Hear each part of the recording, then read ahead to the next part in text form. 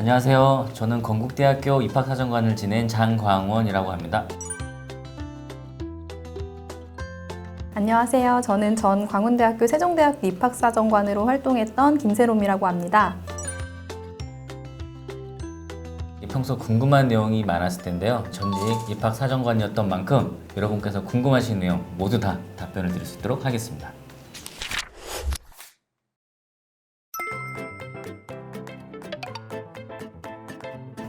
네, 여전히 유효하고요. 정말 학교 특성이 고려되지 않는가 이런 거 걱정 많이 하실 텐데 평가할 때 이제 기본적으로 학교별로 이제 교과목 편성표가 제공이 됩니다. 그래서 이제 그 학교에 어떤 선택 과목들이 개설되어 있는지 그리고 1, 2, 3학년 과정이 어떻게 운영되어 있는지 그런 거를 통해서 이제 학교 유형이나 이런 것들을 좀 확인할 수 있지 않을까 싶습니다. 일반고들 내에서는 교육과정이 특별하지 않으면 구분하기는 좀 힘든데 특목 자사고 같은 경우는 교육과정, 표준 편차 그런 내용을 통해서 어느 정도는 학교를 좀 구분을 하고 있는 것 같고요. 블라인드 전형을 도입 이전 이후 보면은 서울대 입학생 수를 보면은 큰 변화는 없거든요. 블라인드로 하고 있지만 학교와 학생의 특성을 잘 반영해서 선발하고 있다라고 보여집니다. 오히려 이제 좀 개인에 집중할 수 있을 것 같아요. 학교에 이제 소위 우리가 후광 효과라고 했는데 이제 그런 것들이 조금 많이 없어지고 학생 개개인에 대해서 조금 더 집중할 수 있는 그런 환경이 되었다고 생각합니다. 어떻게 보면은 1학년 때가 가장 쉽고 공통 과목도 많고 그렇기 때문에 2학년, 3학년이 될수록 사실은 조금씩 하락하거나 유지해도 그게 이제 좀 잘한 걸로 평가가 될 수 있는 부분이 있어요. 가장 우리가 이상적으로 좋다는 거는 상향이지만 그게 어려운 거를 평가자들도 알기 때문에 성적이 계속 떨어진다고 해서 그 학생의 학업 능력 자체를 낮게 평가하진 않고요. 이 학생이 실질적으로 그 교과목에 대해서 노력을 했는지 안 했는지 여부를 세특해서 다시 한번 좀 확인을 해보게 됩니다. 내신 등급 자체는 계속 떨어지지만 이제 다른 활동을 통해서 계속 열정적으로 뭔가 의지를 갖고 노력한 게 보인다면 그것도 그거 나름대로 좀 평가를 하는 편입니다. 네, 가끔 떨어지는 원인을 보면은 다른 학생들이 듣기 싫어하는 어려운 과목을 그쵸. 선택해서 또 낮아지는 경우도 있고 또 수강 인원수가 되게 작아서 낮아지는 경우도 있거든요. 그래서 그런 부분은 일정 부분 감안을 해서 평가를 해줍니다. 평균을 보고 거기에 따라서 본인의 원점수 그리고 표준 편차를 보면 어느 정도 이제 이 학교의 경쟁력이 있는지를 충분히 파악을 할 수가 있습니다. 1차적으로. 이제 2등급 초반인 학생이 이제 원점수로는 높은데 정말 아슬아슬하게 걸려서 1등급에 못 들어갔을 경우 근데 그 학생을 단순하게 2등급으로 평가는 하지 않거든요. 같은 등급일지라도 이 친구의 원점수가 몇 점인지 평균 점수는 몇 점인지 그리고 과목별로 이수자 수가 어떻게 되는지까지 이제 좀 평가자들이 봐서 오히려 학교 수준보다는 그 학교에서 학생의 위치를 조금 더 평가를 할 수 있는 것 같아요.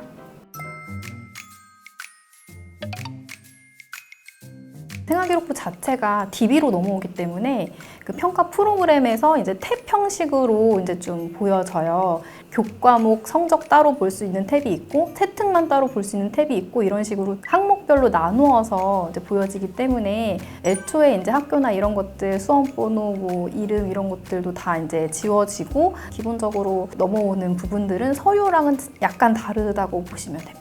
네, 수상 경력이나 일반적으로 제공되지 않는 거는 아예 사정관들에게 전달이 안 되기 때문에 여러분께서 제공되는데 혹시 뭐 별도로 보는 거 아니야?가 아닙니다. 그리고 가끔 그런 분들이 계세요. 학생부 종합 전형이지만 또 수능 성적도 반영해서 뽑는 거 아니냐? 전혀 그런 거 없습니다. 평가는 평가 나름대로 이제 수시 평가는 그렇게 종료를 한 후에 수능 최저 학력 기준은 따로 이제 그 불합만 결정을 해서 나중에 적용이 되는 거기 때문에 평가랑은 아무 상관이 없습니다. 선호하는 방식이 있다기보다는 이제 근거에 맞는 선생님의 평가 이렇게 들어가면 좋고 예를 들어서 국어에서 성적이 굉장히 많이 올랐다고 했는데 실제로는 뭐 거의 차이가 없는 거예요. 근데 뭐 열심히 해서 성적을 엄청 올렸다 이런 식으로 이제 좀 쓰는 경우는 오히려 신빙성이 떨어질 수 있기 때문에 항상 그 근거에 맞게 평가를 하면 되게 좋다. 뭔가 이제 하나의 활동에 대해서 이 학생은 뭐 의사소통 능력도 뛰어나고 자료 작성 능력도 뛰어나고 이런 식으로 뭐 열거를 하기보다는 이제 객관적인 좀 지표가 있어야겠죠. 그래서 프레젠테이션을 작성하는 과정에서 자료 작성 능력이 뛰어나고 뭐 이제 친구들 앞에서 발표하는 능력이 좀 뛰어났고 이런 식으로 학생의 하나하나의 그 근거가 있어야지 평가 부분도 좀 신빙성을 얻을 수 있는 것 같습니다. 사실 그게 정답은 아닌 것 같아요. 이 논문이라는 거를 참고한다고 해서 그 학생이 좀 더 수준 높은 활동을 했다 이렇게 평가하지는 않는 것 같거든요. 네, 저도 그렇게 생각합니다. 근데 탐구를 하다 보면은 논문은 참고하게 된다. 그렇죠. 그리고 책도 참고하게 되고 영상도 참고하게 되고 또 신문 기사도 참고하게 되는 그런 과정이라고 보시면은 될 것 같아요. 그러니까는 탐구를 위해서 무조건 논문을 본다라기보다는 탐구를 위해서는 이러한 자료들을 종합적으로 분석을 하려고 하다 보니 자연스럽게 참고 자료 중에 하나가 된다라고 보면 될 것 같습니다. 단순하게 어떤 논문을 참고해서 이 보고서를 썼음 이것보다는 논문을 참고해서 이제 이런 부분들을 어떻게 좀 더 활용할 수 있으면 좋을까에 대해서 고민을 해보았음 뭐 이런 식으로 활동을 하면 좋을 것 같습니다. 생활기록부를 보다 보면 일정 부분만 그렇게 기록되는 게 아니라 사실 전반적으로 그 분위기가 있어요. 이제 이 학교는 워낙에 꼼꼼하게 잘 적어주시구나 이런 부분들은 학교의 스타일이라고 이해를 하고 평가를 하고요. 담백하게 적어주시는 학교는 그냥 처음부터 끝까지 다 담백하시거든요. 그러면 이제 그게 우리 학생의 문제가 아니라 학교에서 기록의 이런 스타일이 다른 거구나라고 생각을 하고 평가를 하기 때문에 이제 뭐 미사여구나 이렇게 좀 자세한 평가가 들어가지 않아도 학생이 했던 활동이나 그 내용에 대한 키워드만 좀 들어가 있어도 충분히 평가를 하는 거기 때문에 이제 그런 것들만 잘 챙기시면 좋을 것 같아요. 근데 만약에 내가 속한 학교에서 생활기록부 작성 스타일이 좀 담백하고 상대적으로 좀 부족하게 느껴진다면 그냥 본인이 한 활동 같은 것들만 잘 챙겨서 선생님께 전달드리고 정리하고 이런 좀 작업을 많이 하시면 도움이 될 것 같습니다. 결과적으로는 수업 시간에 적극적으로 참여하고 수행평가하고 발표도 잘하고 여러분의 적극적인 활동과 어필이 그런 부족한 부분을 어느 정도 상쇄할 수 있지 않을까 생각이 듭니다.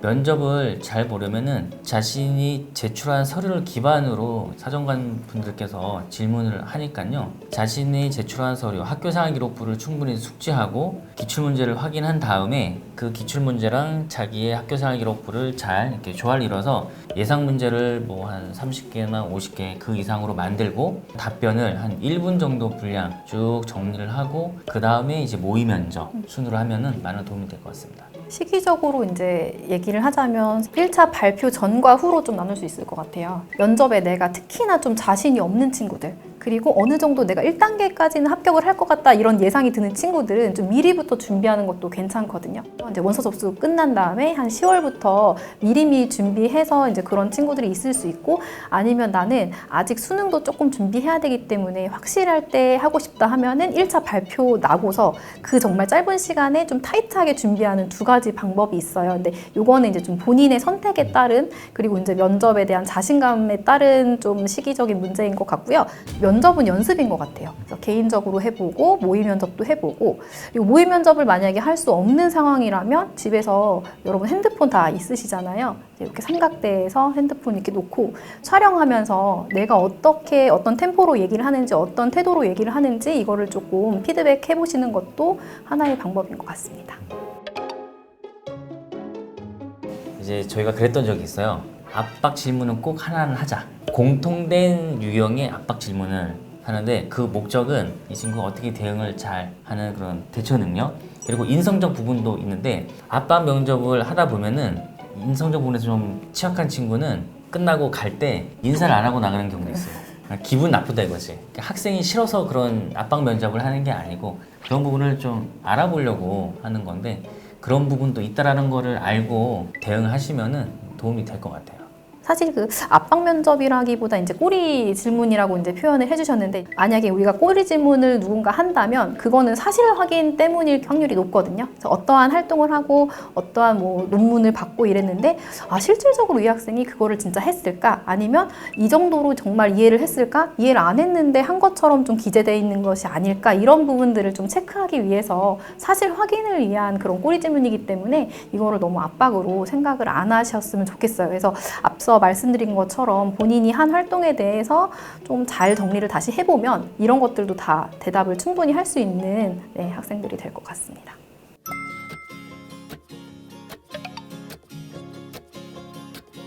저는 이렇게 변화된 이유 중에 하나가 지금 시스템에서는 고등학교 1학년 때 성적이 낮으면 고2, 고3 때 커버할 수 있는 과목 수가 적고 시간적 제한 때문에 자퇴생이 되게 많이 늘었거든요. 그런 거를 일정 부분은 염두해 둬서 이렇게 변화가 된 것 같고요. 교과 성적 관리를 3학년 때까지 끝까지 최선을 다하는 부분이 하나가 되게 중요하다고 생각하고, 그리고 선택 과목 부분, 고교학점제 취지에 맞춰서 잘 하는 게 되게 중요하다고 생각을 하게 되고요. 그러다 보니까는 세부능력 및 특기사항 부분에 있어서 학생의 역량이 잘 드러나야만 변별력을 가질 수 있다고 생각합니다. 그래서 진로에 대해서 미리 충분히 고민을 하고 거기에 맞춰서 선택 과목을 잘 선택하시는 부분, 학업 부분에 있어서도 고1부터 고3까지 지속적으로 관리하면 많은 변화가 있는 것 같지만 본질적으로 보면은 여러분이 할 일은 정해져 있다라고 저는 봅니다. 수능이 이제 공통 과목으로 되기 때문에 학점과 수능을 같이 준비하는 거는 조금 부담이 될 수는 있을 것 같아요.